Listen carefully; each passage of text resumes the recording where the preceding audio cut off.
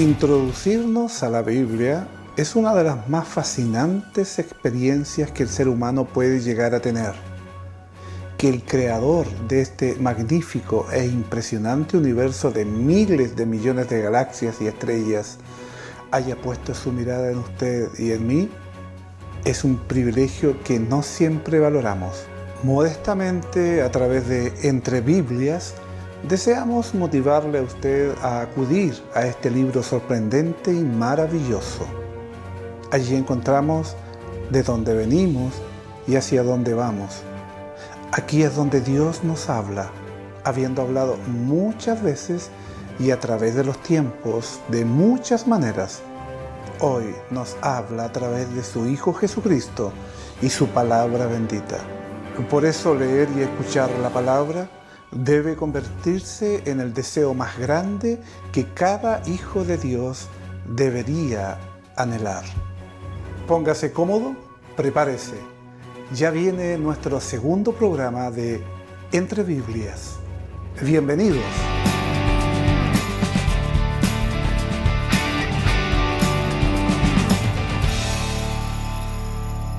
Y damos la bienvenida nuevamente a los pastores Marcelo Araneda y el pastor Pedro Sáez. Es un agrado poder estar acá nuevamente, ¿cierto? Y ser parte de este trabajo, de este proyecto. Y esperamos de que desde el primer capítulo haya crecido en ustedes el interés de escudriñar, de profundizar en la palabra del Señor. Les queremos motivar. De verdad el programa tiene ese fin. Motivarle a escudriñar las Escrituras. Motivarle a leer más su Biblia. A buscar más las verdades bíblicas, a ser investigadores de las Escrituras. Ese es el propósito que nos trae a este lugar. Y que una sola persona llegue a la palabra de Dios, ya nos sentiríamos más que satisfechos. Bueno, es Dios quien obra a través de su Santo Espíritu y a través de su palabra. No somos nosotros los que le tratamos de convencer. Veamos a continuación un resumen audiovisual de la segunda parte del libro de Génesis, preparado especialmente por el proyecto Biblia.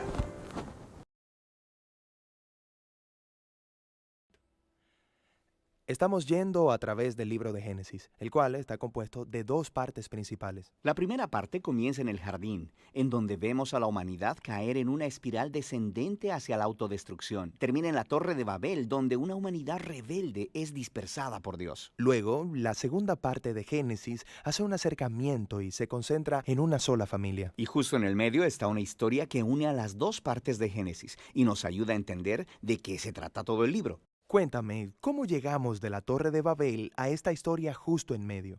Bueno, después de la dispersión de Babel hay una genealogía y sigue a una de las tribus hasta llegar a un hombre llamado Abraham. Probablemente lo conoces como Abraham. Dios comienza a hacer muchas promesas a Abraham, como que él lo bendecirá y le dará muchos hijos. Y él dice que a través de Abraham y su familia, todas las familias de la tierra encontrarán la bendición de Dios. Así que, básicamente, Dios está tratando de restaurar a la humanidad, a su bondad en el jardín y a sus intenciones originales para el mundo. Es como su plan de rescate para la humanidad. Toda la segunda parte de Génesis se trata de esta familia. Tienes a Abraham y luego él tiene a su hijo Isaac, quien tiene a Jacob y luego Jacob tiene 12 hijos. Y a cada generación Dios renovó su promesa de bendecirlos y a todas las naciones a través de ellos. Así que por esta promesa de usar esta familia para rescatar el mundo, es muy fácil leer estas historias como ejemplos de cómo ser una buena persona. Pero la realidad es que en su mayoría, esta familia es totalmente disfuncional. Por ejemplo, volvamos a Abraham. Toda la historia es acerca de Dios dándole a Abraham y a su esposa Sara una familia, pero en dos ocasiones diferentes, él básicamente entrega a Sara a otros hombres, negando que es su esposa. Y luego, Sara se impacienta por tener un hijo y hace que Abraham se acueste con su sierva, lo que causa muchos problemas en la familia. Ellos se envejecen mucho y tú empiezas a pensar que no hay forma de que ellos vayan a tener un hijo, pero luego milagrosamente lo tienen. Es Isaac. Isaac tiene 2 hijos, Esaú y Jacob, y parece que las cosas van bastante bien. Pero Jacob, el hermano menor, quiere la herencia de la familia que le pertenece a Esaú, el hermano mayor. Así que él hace un plan para robar la herencia de su padre Isaac, que para este punto de la historia ya está viejo y ciego. ¿Quién hace eso? Es horrible, robarle a tu padre ciego. Sí, y luego simplemente se va. Así que Jacob va y tiene 12 hijos y una gran familia. Pero Jacob ama a su 11º hijo, José, más que a todos los demás. Así que le da una túnica especial de muchos colores y por esto sus hermanos empiezan a odiarlo. Tanto que hasta planean matarlo. Pero no lo hacen. En lugar de eso, lo venden como esclavo en Egipto. Mientras estaba en Egipto, a través de una serie de eventos muy extraños, José pasa de estar en una celda de prisión a ser el segundo al mando del país. Así que después el Medio Oriente entero cae en una escasez de comida y los hermanos de José vienen a Egipto a buscar comida. Y luego, cuando llegan ahí, ¿a quién encuentran como gobernador de la tierra? Es José, el chico que vendieron como esclavo, pero que ahora lo salva de morirse de hambre. Por lo que ahí lo tienes. Esos son los bisnietos de Abraham que han hecho algo horrible con su hermano, pero Dios ha transformado su maldad en algo bueno. Eso es exactamente lo que José dice en el último párrafo de todo el libro. Él dice, ustedes pensaron hacerme mal, pero Dios lo cambió en bien para que se preservara la vida de mucha gente. Estas palabras concluyen el libro porque en realidad resumen el mensaje de toda la historia hasta ahora. Los humanos continúan eligiendo el mal y nosotros pensamos que están arruinando el plan de Dios. Pero Él sigue transformando el mal en bien y de alguna manera Él va a usar esta familia para restaurar a la humanidad de nuevo en el jardín. Así que ese es el libro de Génesis, pero todavía no sabemos cómo Él usará a su familia para llevarnos de nuevo al jardín. Claro, pero este es solo el primer libro, así que eso es lo que el resto de la Biblia responde.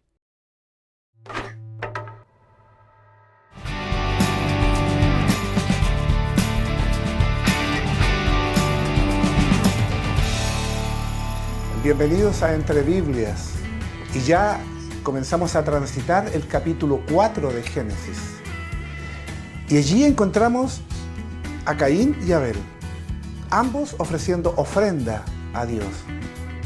Pero la pregunta que nace ahí y que surge a través de la lectura de este capítulo, ¿por qué le agradó a Dios más la ofrenda de Abel que la de Caín? Bueno, en realidad lo que nosotros vamos a empezar a ver en este capítulo es las consecuencias de la caída.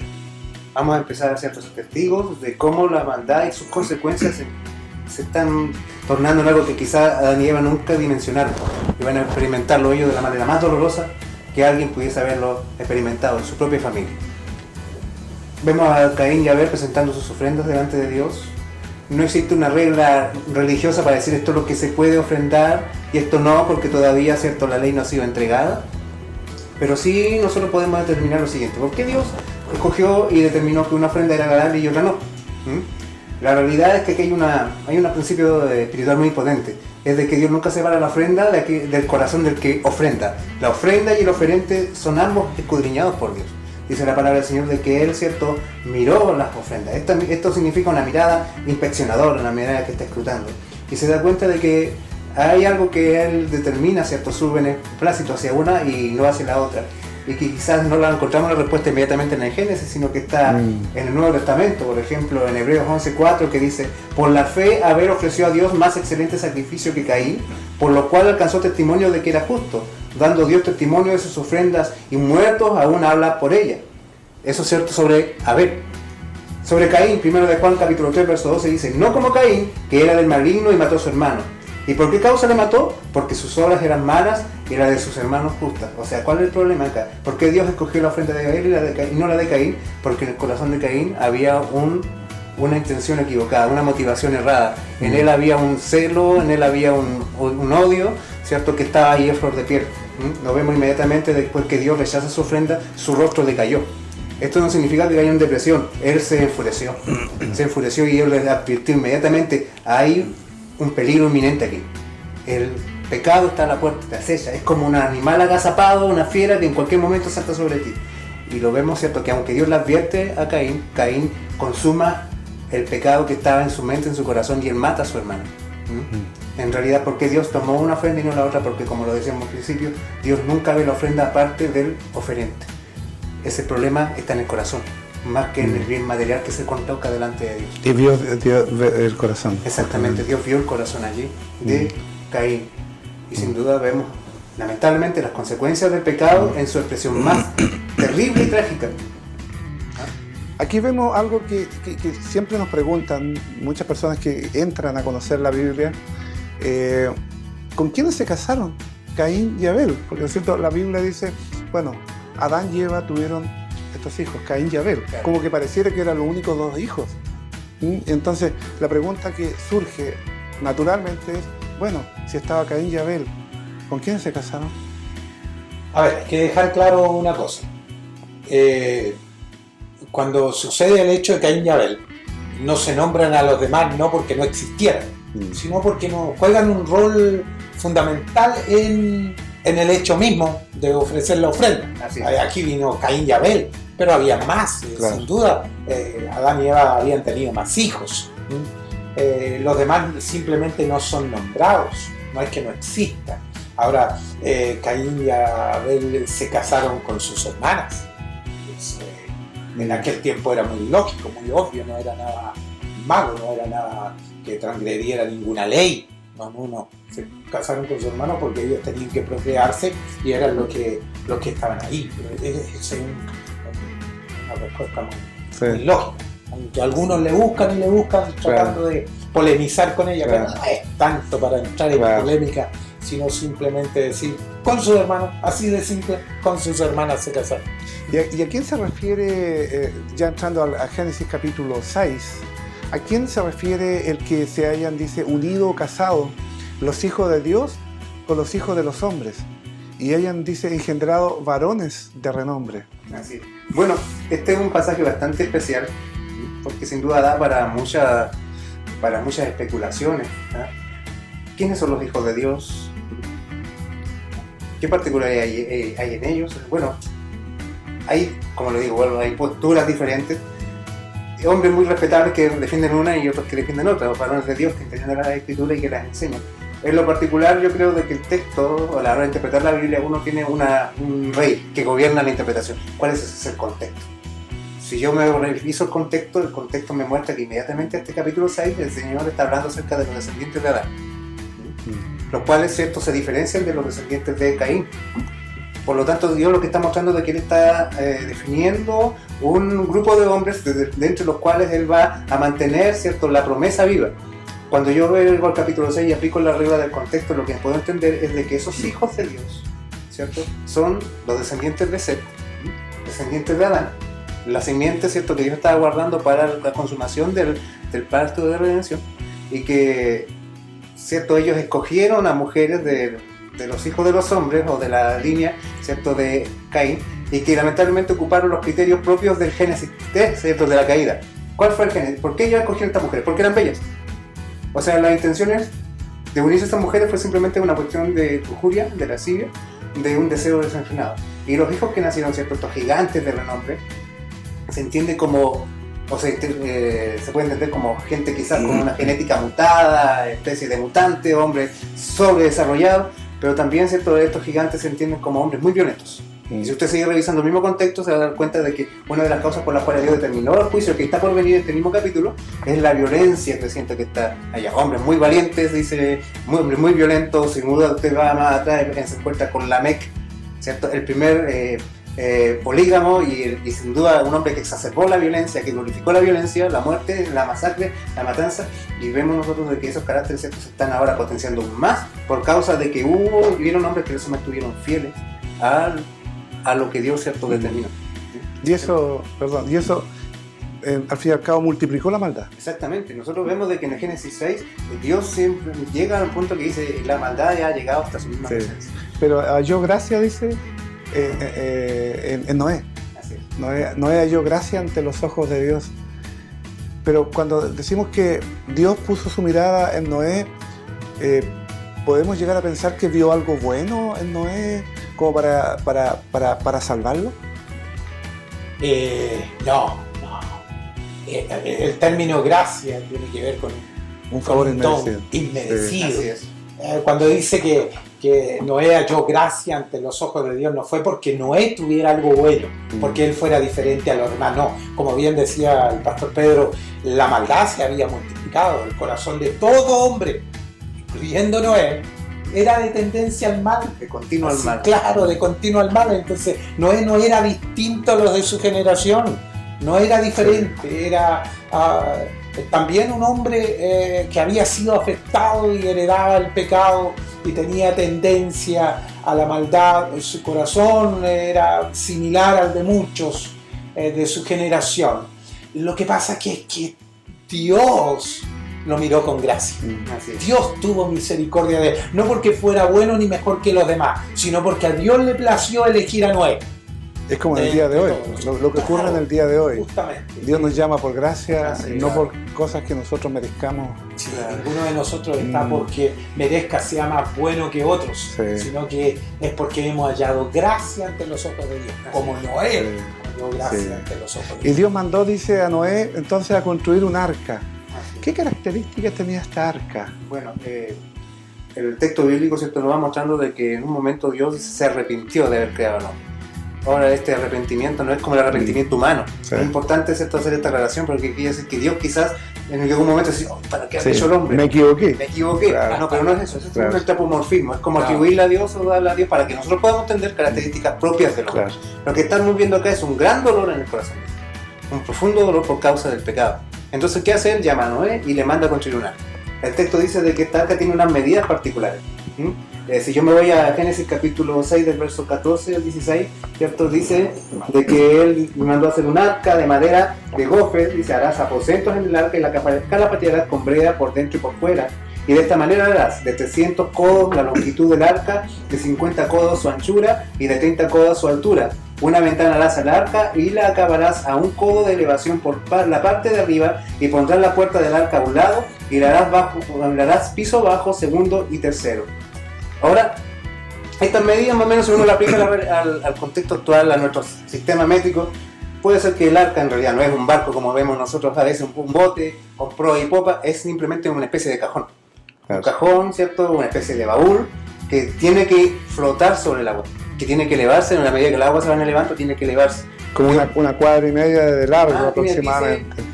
145 metros de largo, 23 metros de ancho y 14 de alto. ¿En Construyeron 3 pisos? en 3 pisos, una puerta. una puerta y una puerta. Y eso es muy especial. También. ¿Por qué? ¿Por qué es tan especial el diseño del arca? Si usted se fija, Dios no le dice, oye, Noé, conseguí un arquitecto, a ver qué te parece, tú tengo este plan en mente. Lo que Dios está diciendo aquí, Noé, la salvación es conforme a mi propósito, a mi diseño. El único que puede salvar es Dios. Y Dios va a salvar conforme a su voluntad, conforme a la manera en que lo hace. Y aquí entramos justamente a lo que representaba o prefiguraba el arca. Así es. Claro, el arca representaba o tipificaba a Cristo, Así es. a Jesús. Como bien decía el pastor Pedro, el diseño del arca lo dio Dios. El modo de salvación lo determina Dios, no el hombre. Y si Dios dijo que el hombre del diluvio se iba a salvar por el arca y él había dado las medidas, la salvación viene por Jesús. Así es. Por eso dice, Él es el camino, Él es la verdad, Él es la vida. Nadie viene al Padre si no es por Jesús. Claro. Entonces, Y el una arca sola tiene puerta, Jesús. una sola puerta. Claro, el mismo Jesús dice, Claro. yo soy la puerta, yo soy El la que puerta. por mí entrar será salvo. Sí, Y lo otro también significativo es el hecho de que quien cerró la puerta no fue Noé, sino que llegado el momento en que el diluvio estaba a puertas, Dios cerró la puerta. Así es. Bueno, pero también esta arca iba a tener personas, animales que entraron. ¿Qué personas y tipos de animales entraron al arca? Bueno, el texto siempre nos muestra de que Dios, en su misericordia, permitió de que la familia de Noé la acompañara. Su esposa, sus 3 hijos, Sem, Cam, Jafet y sus respectivas esposas. Pero además de eso, Dios manda a Noé a que de toda especie de animales también, ¿cierto?, haga entrar parejas. ¿Ah? Hay un texto que dice de que entraran 2 parejas, los 2 pares por cada especie, pero luego nos dice de que en el capítulo 7 de que también habían 7 parejas, ¿cierto?, de cada especie. Sin duda esos son textos complementarios, o sea, no hay una contradicción allí, sino que se complementa la información porque luego vemos a la bajada del arca, a Noé ofreciendo sacrificios. Claro. Entonces, sin duda, de esos animales limpios, Claro.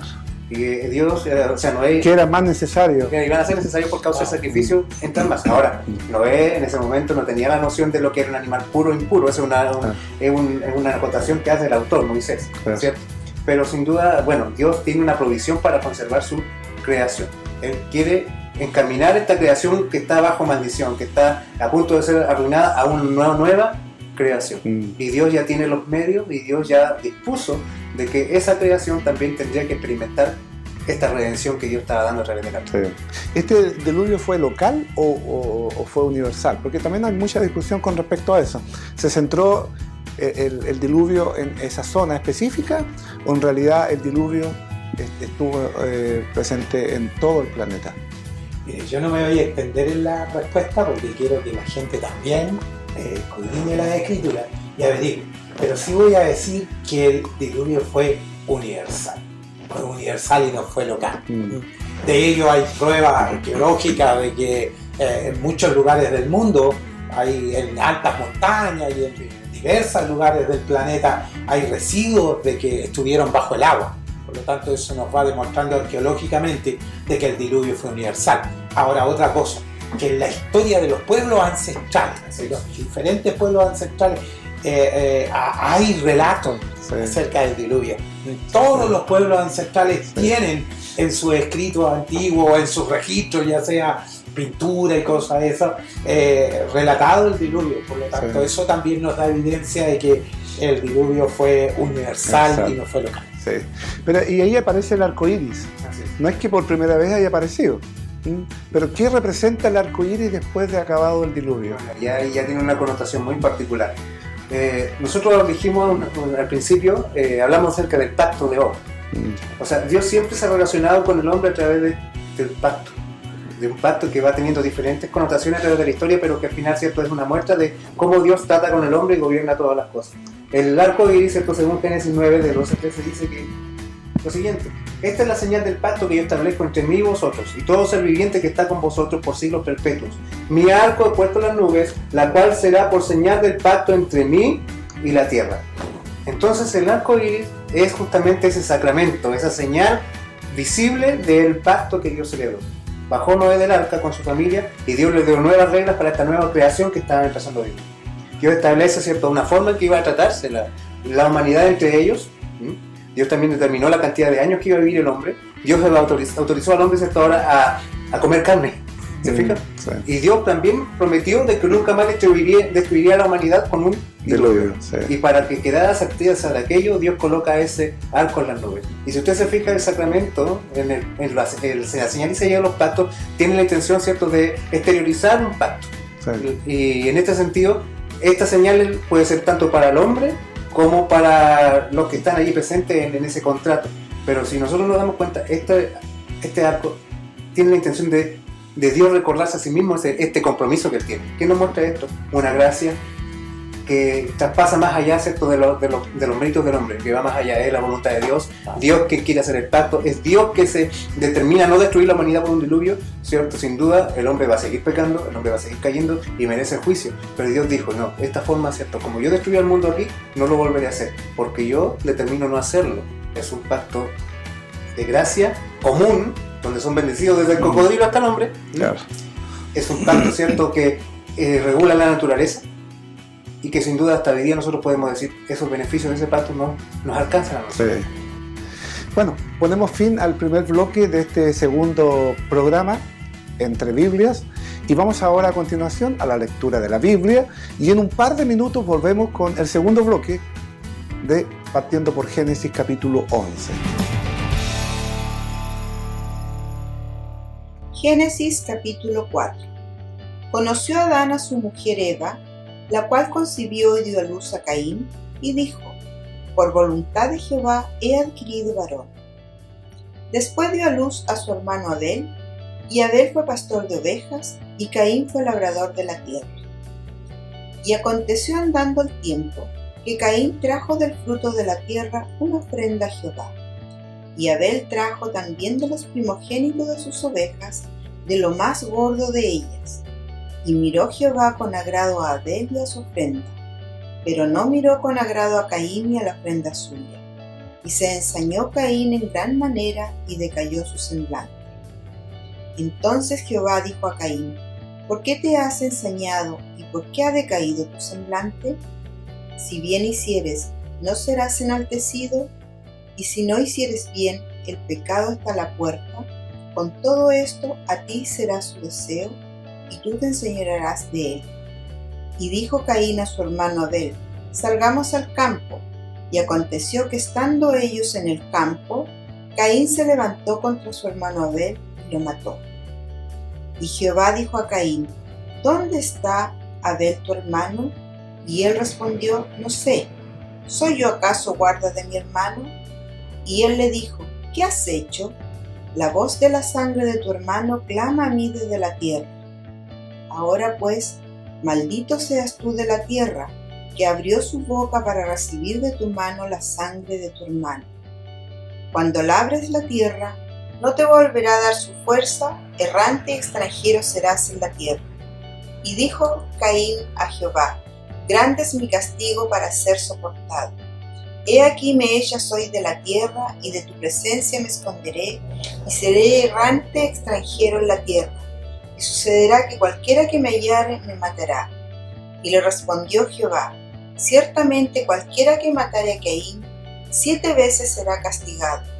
Entonces Jehová puso señal en Caín, para que no le matase cualquiera que le hallara. Salió pues Caín de delante de Jehová, y habitó en tierra de Nod, al oriente de Edén. Y conoció Caín a su mujer, la cual concibió y dio a luz a Enoc, y edificó una ciudad, y llamó el nombre de la ciudad del nombre de su hijo, Enoc.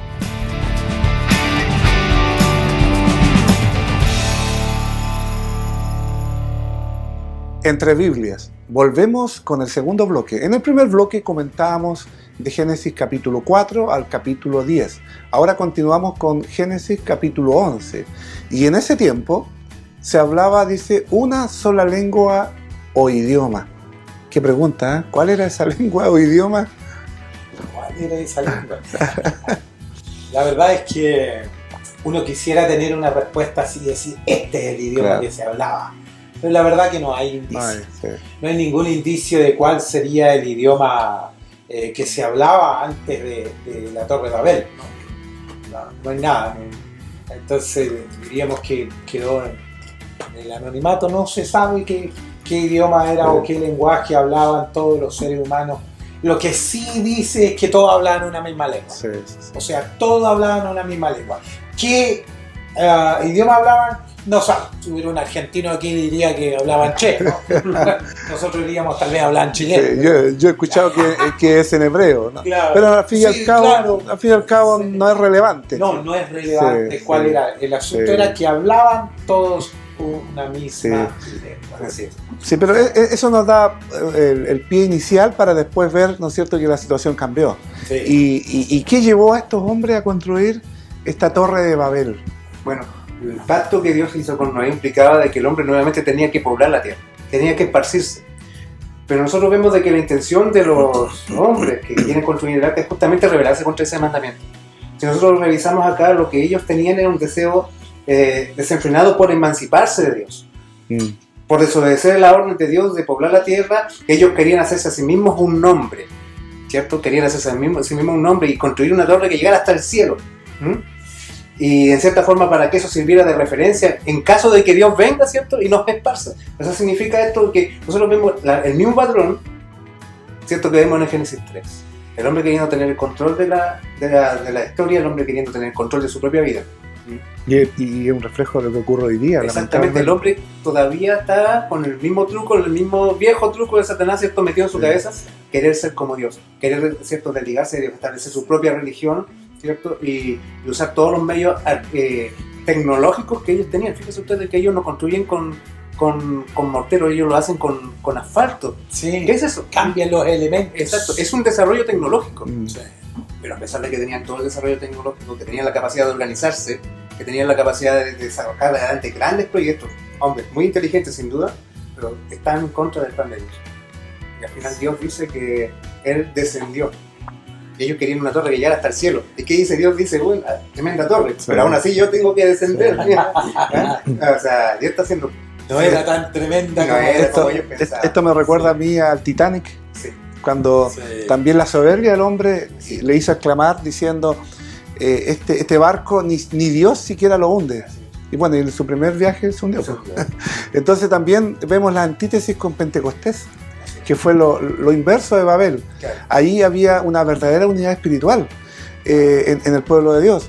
Cada uno hablaba diferentes lenguas o idiomas Claro. que eran entendidas por los que estaban allí oyendo. En cambio, en Babel, ¿no es cierto?, Dios confundió las lenguas, pero con el propósito de que finalmente se cumpliera su voluntad, que era que se esparcieran. Y finalmente, por idiomas afines, tuvieron que obligadamente ellos Y de separarse. cierta forma quisiera agregar algo. Sí. ¿Cómo Dios puede desbaratar los planes del hombre con algo tan pequeño? Confundir su Sí, lenguaje. sí. Y en la misma Torre de Babel, que iba a ser como el gran símbolo del progreso de la humanidad, tiene un nombre que es vergonzoso. Babel, confusión. Claro. O sea, sin duda, los planes de los hombres no se equiparan a los planes de Dios. Y en Pentecostés no hubo confusión, sino que todo lo contrario. La gente escuchó el Evangelio en su propio idioma. Y aparece en Génesis 12 un personaje, Abraham. Abraham. Sí, un gran personaje, Abraham. Aunque Abraham de su principio no era un ser súper, no era que fuera súper especial y que por dicha razón Dios lo No. escogió. No había en Abraham ningún atributo especial. De hecho, Era- vivía en un lugar donde Claro, era politeísta. él era de un pueblo pagano, politeísta, y él también era de creencias politeístas. Claro. No era un hombre que buscara a Dios. No, Sí. Abraham no estaba buscando a Dios. Fue Dios quien buscó a Abraham. Sí. No fue Abraham quien eligió a Dios. Fue Dios quien eligió a Abraham y lo eligió para hacer de su descendencia un pueblo para sí. O sea, Abraham no es nadie especial hasta que Dios lo toma, hasta que Dios lo escoge, hasta que Dios lo elige, hasta que Dios decide hacer algo con Abraham. Por eso yo le dejé la pelota picando, como dicen los futbolistas, Claro. porque generalmente uno escucha este gran hombre. Una vez escuché a una mujer que se sentía ofendida porque un predicador comenzó a hablar mal de Abraham, de David y de otros profetas. Entonces, pero ¿cómo pueden hablar mal de estos grandes hombres de Dios? En realidad, el grande es Dios. Así es. Y nosotros somos pequeñas criaturas, insignificantes criaturas, como usted bien mencionó en el caso de Abraham. Lo grande, lo fabuloso, y lo espectacular, y lo maravilloso, es que Dios puso su mirada en nosotros, no siendo y no habiendo hecho nada. Pero ¿qué le promete Dios a Abraham? Bueno, y eso es lo maravilloso. O sea, cuando uno ve la historia de Abraham, la historia de Noé, estos supuestos grandes héroes de las Escrituras, lo que nosotros estamos viendo acá no son a ellos, ¿cierto?, sino que vemos al protagonismo de Dios en la historia.